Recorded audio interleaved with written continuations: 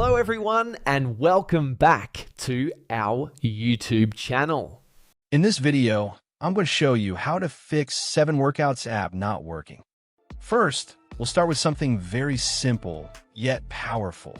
So over the time, apps store temporary files to load faster, but sometimes those files get corrupted and the app starts acting weird. To resolve this issue, we will first head over to our device settings. From here, scroll down and tap on General.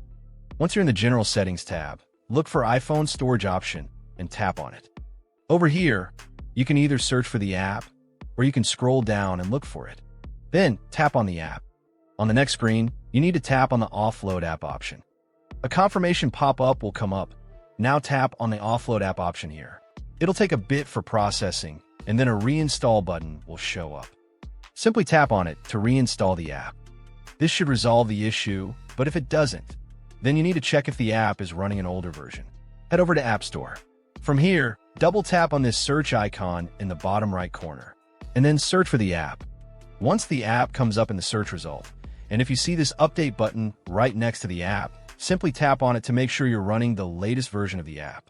However, if you continue to encounter this issue, then you will need to completely reinstall the app, which usually resolves the problem. Head over to this screen the way we did before.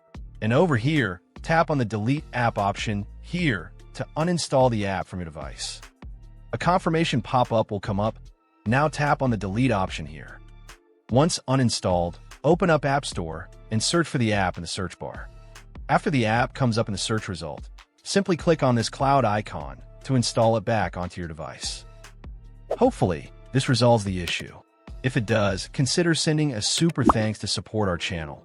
And also don't forget to hit the subscribe button. We'll see you in the next video.